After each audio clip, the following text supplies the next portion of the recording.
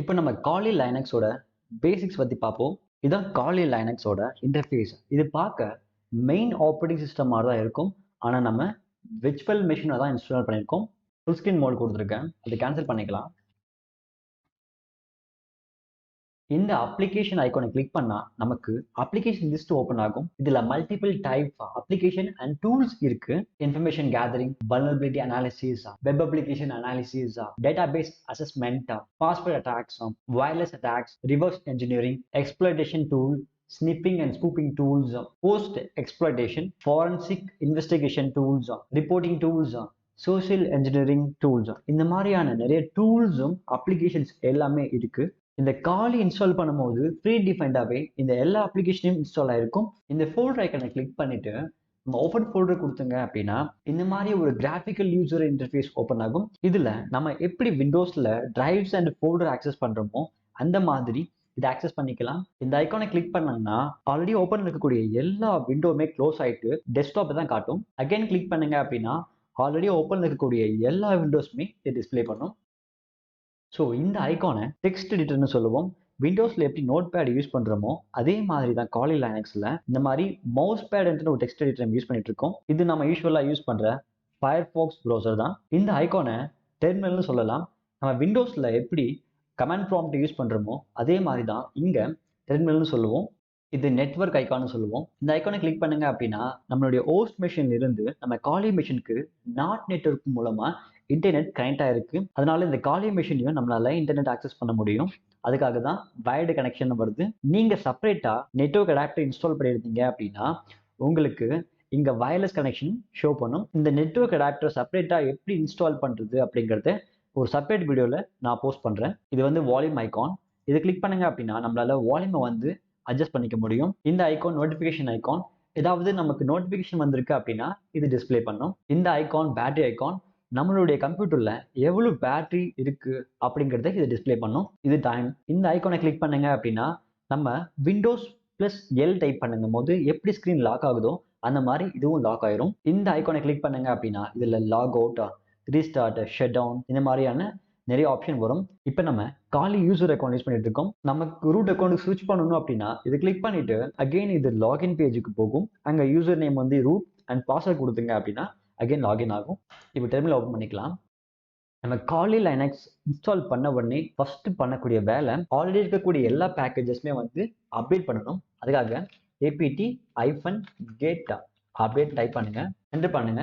இப்போ நமக்கு பெர்மிஷன் டெலிட்னு வருது. இதுக்கு ரீசன் பாத்தீங்கன்னா நம்ம காலி யூசர் யூஸ் பண்ணிட்டு இருக்கோம். இந்த காலி யூசருக்கு லிமிடெட் பெர்மிஷன் தான் இருக்கு. செப்பரேட்டா எந்த ஒரு அப்ளிகேஷன் இன்ஸ்டால் பண்ண முடியாது. சில பர்டிகுலர் ஃபைல்ஸை வந்து ஆக்சஸும் பண்ண முடியாது. ஸோ நாம வந்து ரூட் யூசர் அக்கௌண்ட்ல லாகின் பண்ணிருந்தீங்க அப்படின்னா இந்த கமாண்டே போதும். apt-get அப்டேட்டா இந்த கமாண்டே போதும் நம்மளால இன்ஸ்டால் பண்ண முடியும். நமக்கு ரூட் ஆக்சஸ் கிடைக்கிறதுக்காக sudo டைப் பண்ணுங்க. டைப் பண்ணிட்டு sudo ஸ்பேஸ் apt-get அப்டேட் கொடுத்து என்டர் பண்ணீங்க அப்படின்னா நமக்கு ரூட்டோட பாஸ்வேர்டு கேட்கும். நீங்க பாஸ்வேர்டு என்டர் பண்ணுங்க. கரெக்டான பாஸ்வேர்டு என்டர் பண்ணுங்க. இப்போ நமக்கு எக்ஸிஸ்டிங் பேக்கேஜஸ் எல்லாமே அப்டேட் ஆயிருக்கும்.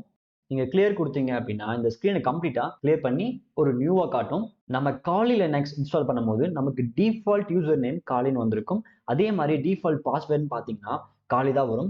இந்த டிஃபால்ட் பாஸ்வேர்டை சேஞ்ச் பண்றதுக்காக PASSWD அப்படின்னு டைப் பண்ணி என்டர் பண்ணீங்க அப்படின்னா நமக்கு கரண்ட் பாஸ்வேர்டு இருக்கும். நாம இன்ஸ்டால் பண்ணும்போது நமக்கு டிஃபால்ட் பாஸ்வேர்டு காலி தான். அதை டைப் பண்ணுங்க. நம்ம டைப் பண்ணக்கூடிய எந்த பாஸ்வேர்டுமே இங்க டிஸ்பிளே ஆகாது.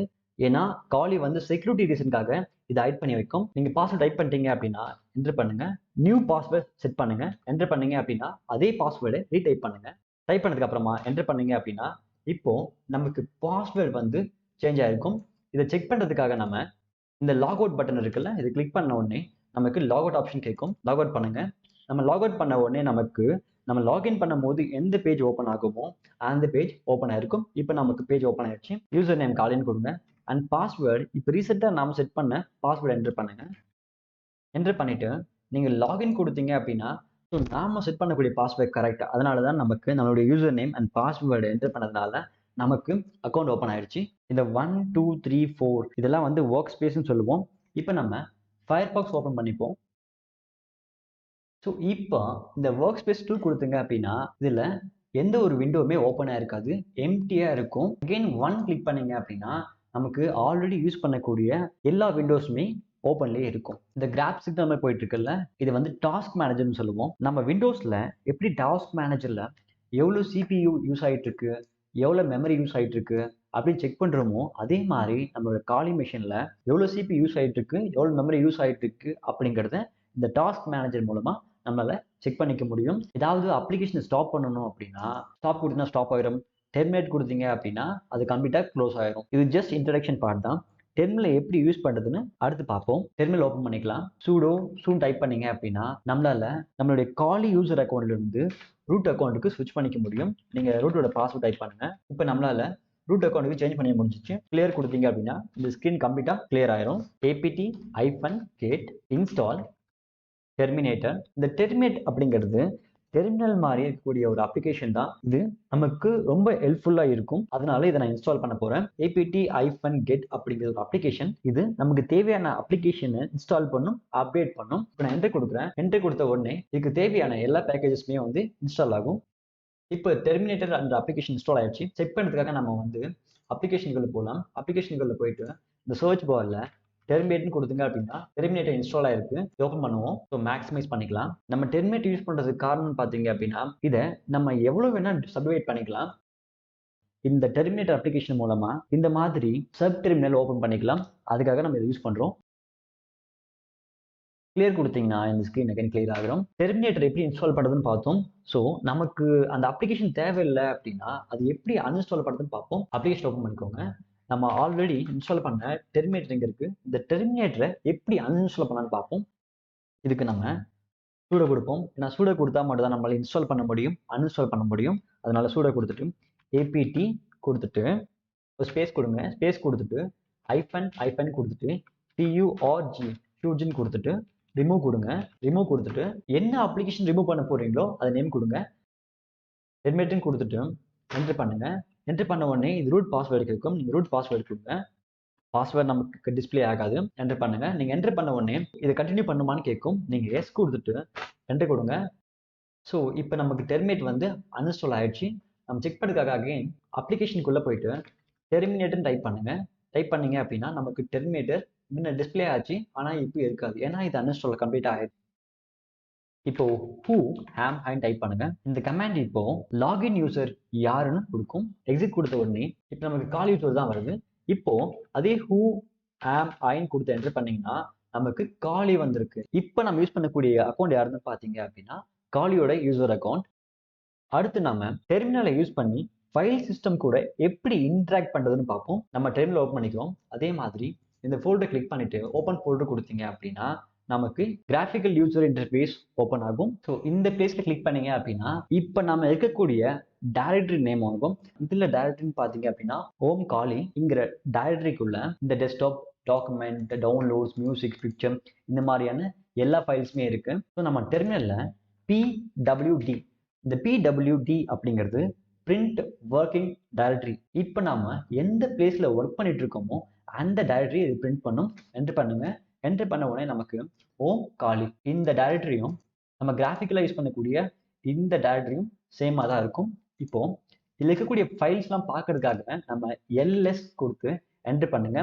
LS அப்படிங்கிறது லிஸ்ட் ஃபைல்ஸ். அந்த பாத்துக்குள்ள இருக்கக்கூடிய எல்லா ஃபைல்ஸுமே வந்து இது டிஸ்பிளே பண்ணும். என்டர் பண்ணுங்க.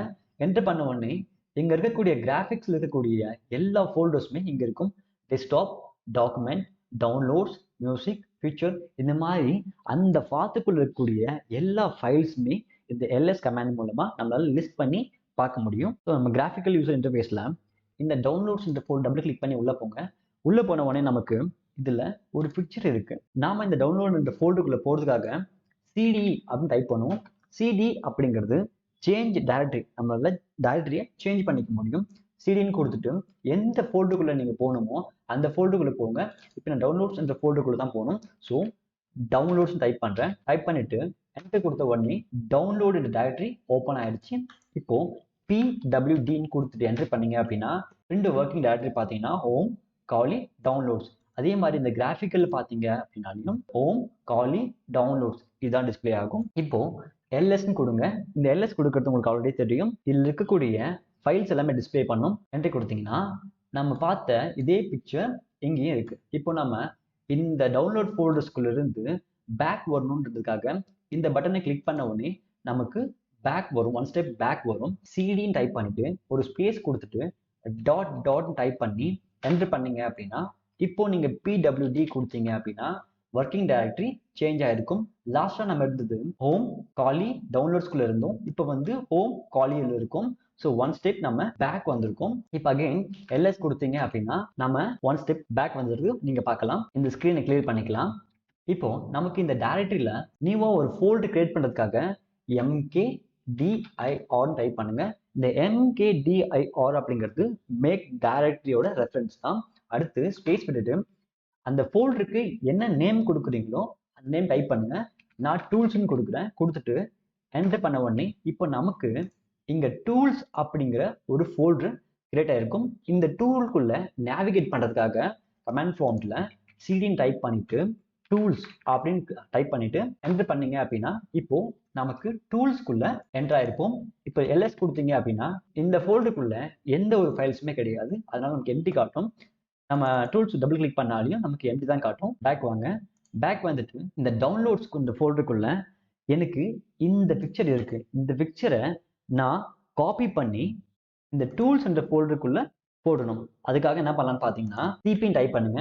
சிபி அப்படிங்கிறது காப்பின்னு போட்டுட்டு எந்த இடத்துல இருந்து எந்த பாத்துல இருந்து பிக்சர் எடுக்க போறோங்க. ஹோம் உங்களுக்கு டைரக்டரி தெரியல அப்படின்னா இந்த டவுன்லோட்ஸ் இருக்குல்ல இதுக்குள்ள போயிட்டு இந்த மேல இருக்குல்ல இது கிளிக் பண்ணீங்க அப்படின்னா நாம இருக்கக்கூடிய பாத் வரும். ஹோம் காலி டவுன்லோட்ஸ் டைப் பண்ணுங்க.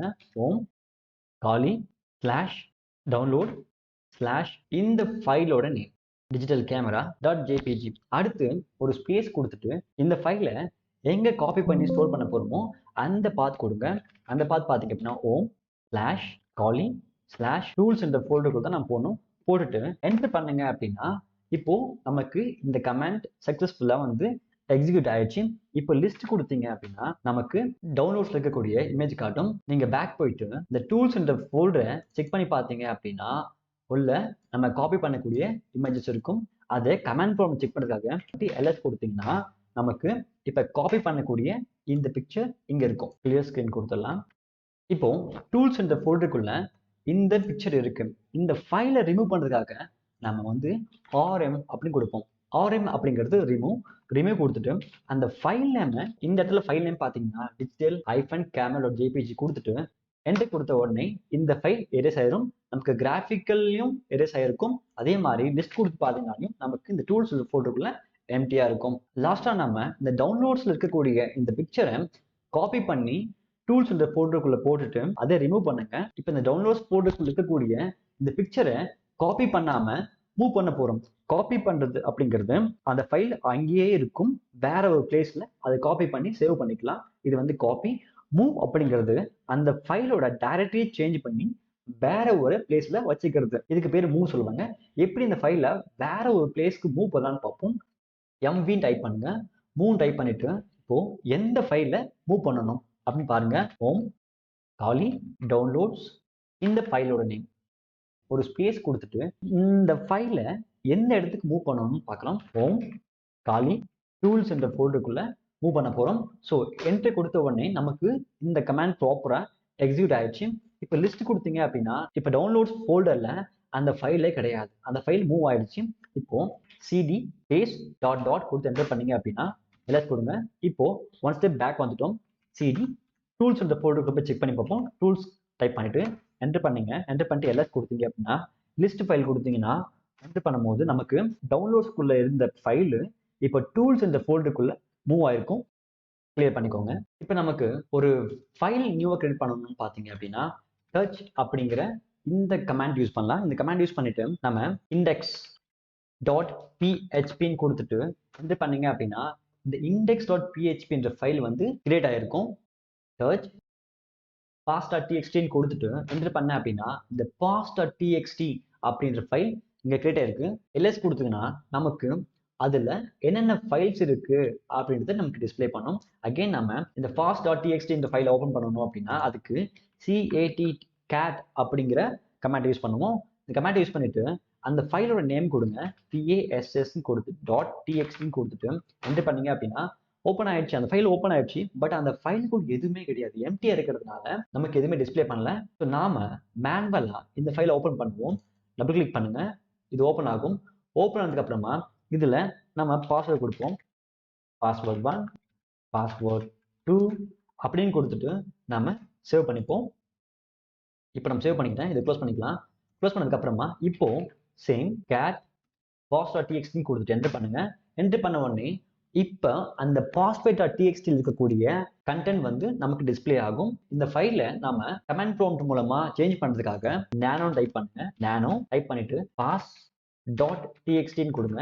கொடுத்துட்டு என்டர் பண்ணீங்க அப்படின்னா இப்போ நமக்கு ஆல்ரெடி இருக்கக்கூடிய 2 வேர்டு இருக்கு. ஸோ 3வது வேர்டா பாஸ்வேர்ட் 3 கொடுத்துட்டு நீங்க கண்ட்ரோல் O கொடுத்தீங்க அப்படின்னா நம்மளால சேவ் பண்ணிக்க முடியும். ஸோ கண்ட்ரோல் O கொடுக்குறேன். கொடுத்ததுக்கு அப்புறமா என்டர் பண்றேன். என்டர் பண்ணதுக்கு அப்புறமா இப்போ நமக்கு சேவ் ஆயிடுச்சு. ஸோ இந்த டெர்மினலை எக்ஸிட் பண்ணிப்போம். அதனால கண்ட்ரோல் X கொடுக்குறேன். கொடுத்ததுக்கு அப்புறமா அந்த ஃபைல் க்ளோஸ் ஆயிடுச்சு. இப்போ அகைன் நம்ம cat pass.txt கொடுத்துட்டு என்டர் பண்ணீங்கன்னா இப்போ நானோ கமாண்டை யூஸ் பண்ணி நம்ம பாஸ்வேர்டு 3 வந்து சேவ் பண்ணுங்க. இப்போ அதுவும் நமக்கு சேர்ந்து டிஸ்பிளே ஆகுது. ப்ளே பண்ணிப்போம். ஸோ நமக்கு ஏதாவது ஒரு ஃபைலை சர்ச் பண்ணணும் அப்படின்னா நம்ம find என்ற இந்த கமாண்ட் யூஸ் பண்ணலாம். ஃபைண்ட்னு கொடுத்துட்டு நேம், ஏன்னா நேமை வச்சு சர்ச் பண்ண போறோம். இதுல நீங்க ஸ்டார் கொடுத்தீங்க அப்படின்னா அந்த ஸ்டார்க் மீனிங் என்ன நேமா வேணா இருக்கலாம்.